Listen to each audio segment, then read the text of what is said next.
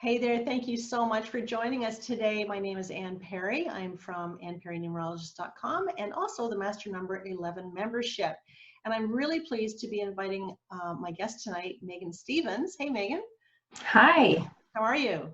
I'm great. How are you? I'm awesome. I'm so glad that you've chosen to join us and to share your amazing business with us. We're going to be talking about in our live Master Number 11 membership on the 27th of July. That's Monday, 27th of July at 7 p.m. Eastern Time. Our topic of discussion is going to be about the importance of gratitude, having an attitude of gratitude and how important that is for the Master Number 11s. And I couldn't think of anybody better to help me with this than you, Megan, because you have built an entire business around gratitude, and I just think it's amazing what you're doing. I need you to share with our group a little bit more about what it is you do and how you've evolved as a result of this. Yeah, sure. So I started Be Grateful Inc. About 3 years ago now, and I call myself a curator of gratitude. And a lot of people will kind of look at that and go, I have no idea what you mean by that. And I'll get into that, as we go through, but I want to start with actually how gratitude came into my life. I was that typical person that was saying yes to everything. I looked after everybody else but myself. I was running from one thing to the next. I was climbing the corporate ladder and always looking for what was next. What's the next job? What's the next title? And every time I just felt empty. I didn't know why, but I wasn't finding what I wanted. I was the one that was watching social media and always judging whether, my family was doing what everybody else was doing. I had that fear of missing out on absolutely everything. I couldn't figure out where I was supposed to be, but I always felt like I was supposed to be somewhere else. Somewhere else. That's classic. Yeah. Yeah. And I was making all these memories with my family, but I wasn't even really present in them. I was just making them for the sake of making them. And it all kind of came to a crashing halt when my grandmother was diagnosed with dementia. I had grown up spending summers with her. I was extremely close with her. And I watched in the blink of an eye as her memories just faded away. Wow. She was this beautiful storyteller of all of our family history. And she just all of a sudden couldn't remember. She couldn't remember us. She couldn't remember, where she was in her life. And it made me realize that what I was thinking mattered in life didn't. They weren't the moments that mattered. Right. It was an eye-opener for me. I watched my mom grieve the loss of her mother as we watched her go through this, and I realized that I had to change things in life, that I had to stop climbing. I had to stop looking for what was next in life. I had to stop trying to keep it up with everybody else. I had to stop judging what I had with my family based on what everybody else had out there. I had to stop searching for what I felt was incomplete and just start looking for what mattered. And it's kind of a feeling of not feeling good enough. Yeah. You're always looking for the next best thing. Yeah, I was always looking for the next best thing. We could have an amazing weekend as a family, and I would see somebody else post something, and I would feel like we hadn't had a great weekend all of a sudden. Right. And it was these empty feelings I would have, or this feeling of isolation at times when I was surrounded by a loving family, by amazing friends, and I couldn't get past it. But when I watched my grandmother go through that, and then ultimately when she passed, and I watched my mother grieve that, and how she isolated herself from her family and friends as she went through the grief, I knew that I had to change, that I had to look at what actually mattered in life. And that was when I started looking at gratitude. And I started trying to figure out, how do you create what I call gratitude communities? How do you reach out and find the people that really love you and help you get through those moments, help you find what actually matters in life? And so with the 11s, one of the things that 11s notoriously struggle with is being present. They really have a hard time staying present because they're old souls, right? And they've lived so many lifetimes and they've got so much cellular memory that they keep comparing themselves to. So likely you're a very old soul who's comparing yourself to previous lifetimes without even knowing you're doing it, causing you to feel like you have to be that much better. But when we're always anxious about the present, we're already projected into the future. What can I do better down the road? So I have found with gratitude is one of the, I love, you know, the whole reason that I wanted to discuss this was the fact that I am a huge one for gratitude and believing that we choose how we feel about things.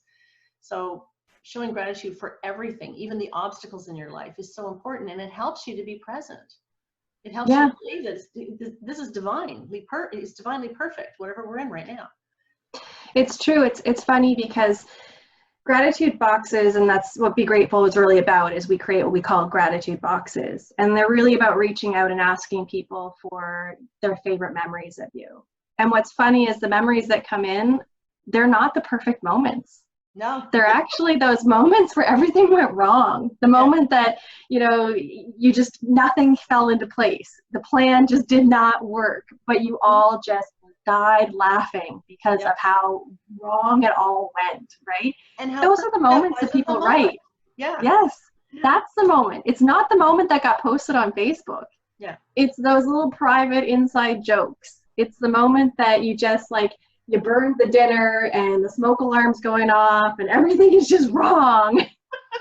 Those are the moments that actually end up making you light up like this, because it just, that was the moment that mattered, right? Not the perfect one, not where it just was all picture perfect, everything worked out.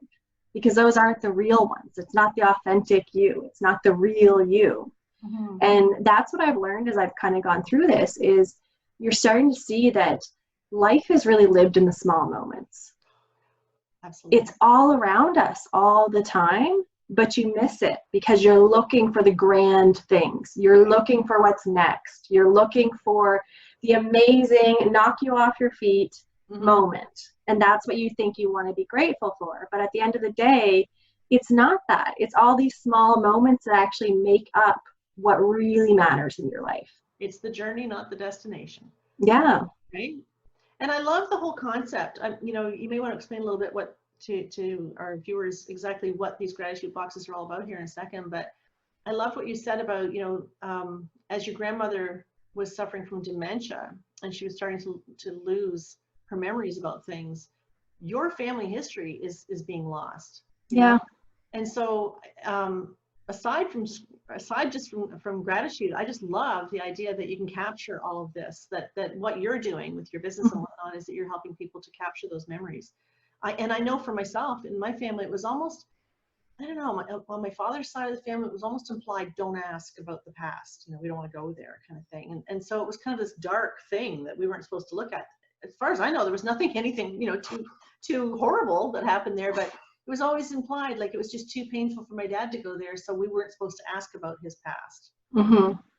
But I feel kind of empty in a lot of ways because I don't have a lot of family left that can tell me about the history of my family. Yeah. And as I get older, it gets more important. So be grateful for the family members you do have that you can talk to and you know, access those moments. Yeah. What I've really discovered is gratitude through storytelling is what helps create sort of this deeper connection. And, you know, what we'll dive deeper in during the episode is really about, you know, the meaning of gratitude and where that comes from. Right. And that storytelling aspect of it.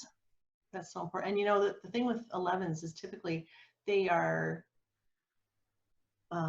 they're really into the arts. So writing is no stranger to them. You know, journaling and writing and communicating in that way is something that's quite easy for them.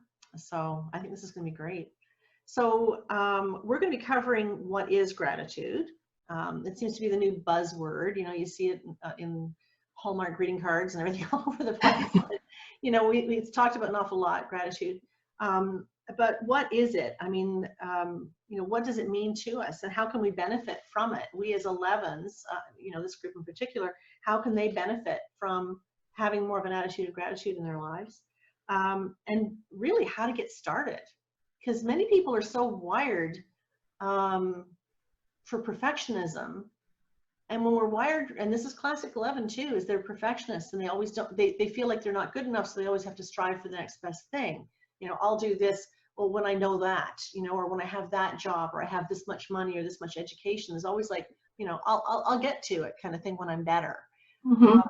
But so sometimes it's difficult to just step into this new attitude of gratitude if you've always been wired to believe that you're not good enough.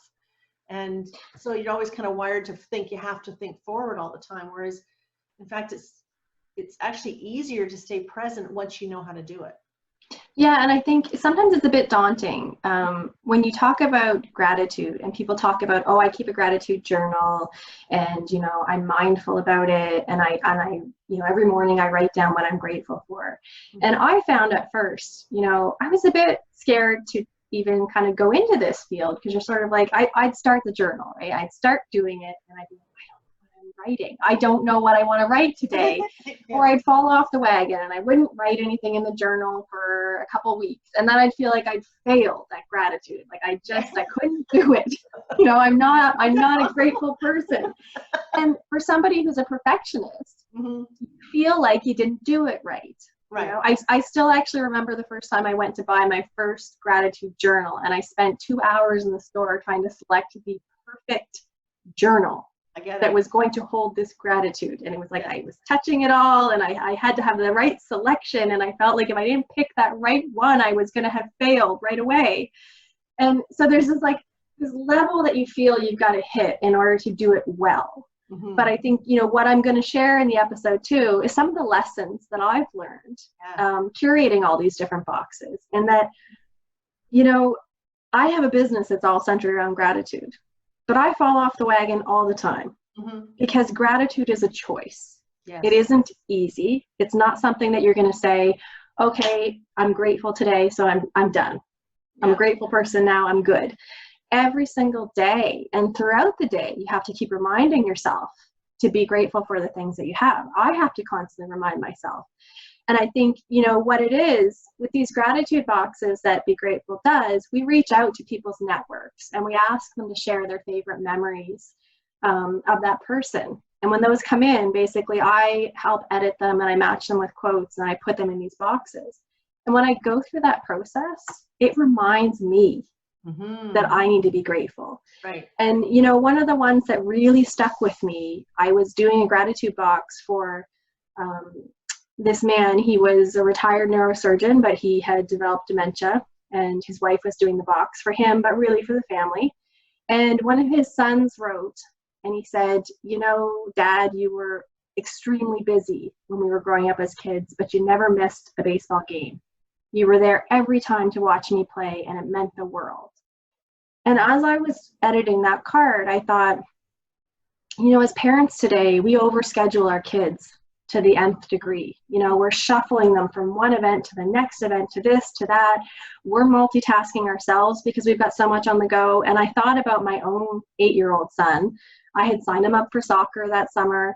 And I sit there, I drive him to the practices, but half the time I'm sitting there checking my email because I didn't get enough work done that day. I'm late.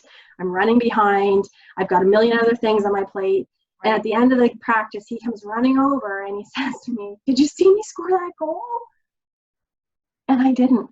Yeah. Oh. And it's not because I'm a bad person. It's because I'm trying to do a million things and I'm not present. But, you know, at the end of the day, what I realized when I was reading that card was stop signing up for a million things. Sign up for one and show up for it. Right. Just sign them up for soccer, but actually go and watch and be present. Right. And so be grateful for that moment. Yeah, and showing up means more than just driving him to a soccer practice. Yeah, and I think it was in that moment that I reflected on that. And I thank every day for being able to kind of go through and curate these boxes because they do help me reflect. And that's why I say gratitude's a choice.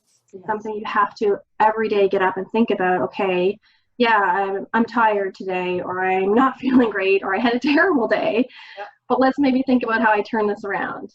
And think about a great memory, or think about, you know, what you're grateful for, not just saying, oh, I'm grateful for family and moving on, because you won't change your mindset. Right. And that's why I say gratitude through storytelling is so powerful, because it literally can change the way you feel. It is life changing. I think there's scientific evidence to that too. Yeah. You know, there's scientific, I mean, when you look at the studies of Dr. Emoto, Messages from the Water. I don't know if you've seen that or not, but how, you know, 70% of us or 75% of our bodies are made up of water. So we're definitely easily influenced by positive or negative attitudes, right? The negative attitudes break down our cellular banks in our body, and the positive ones build it up. So gratitude is just, it's something that we all need, but I find that because of the disposition of the 11s, because the 11s have this huge need to do so much better than what they're doing, I'm always trying to find ways to bring them into the present, help them to honor the moment, kind of thing. And I'm as guilty as all of them. And, you know, and my ex-husband used to say to me, I hate the word multitask. And I'm like, you know, I'm proud of the fact that I'm a multitasker, that I can bake brownies and I can do the bake sale stuff and I can cook supper and I can write a book all at the same time, you know, and answer the phone, you know. But now I think he was right all along, that this whole multitasking thing is bullcrap. You know? It is. It really is. It's really taking us away from what's important. And wow, you know, like your grandmother started losing her memory rapidly once she was diagnosed. That can happen to any one of us at any stage in our lives. We can have a head injury. I know many people have had head injuries. I've known many people who have had children who are perfectly normal, healthy children when they were born, only to suffer something horrible, you know, a few years later. We don't know. So there's, you know, if not now, when? When do you start practicing gratitude? So anyway, I'm excited about this. I am super excited about it. Everybody needs to check out Megan's website. It's absolutely beautiful. It just really spoke to me when I saw it. It's called begrateful.com. So check that out. The description of all of her gratitude boxes are in there. I think the concept is absolutely amazing. I'm already thinking about it for my husband for his retirement. So anyway, check that out. Check out the Master Number 11 membership. If you're not a member, why not? You can join for $11. You can cancel anytime. But I think it's going to be a really, really good event coming up for us on Monday, the 27th of July. That's 2020. It's going to be at 7 p.m. Eastern time. Once you join the membership, you'll get all the information on how to join us. We'll be doing it on Zoom, so you'll be able to connect with me live, and you'll be able to connect with Megan live. And it'll just be great to hang out. So I really hope everybody will take an opportunity to tune in and join us. And thank you, Megan. I so appreciate you being with us tonight. I'm really excited to do the episode. Yeah, me too. Me too. I can't wait to learn more. So I'm looking forward to seeing everybody there. And I hope that you'll tune in. And thank you so much for spending time with us tonight. Take care, everybody. Bye for now.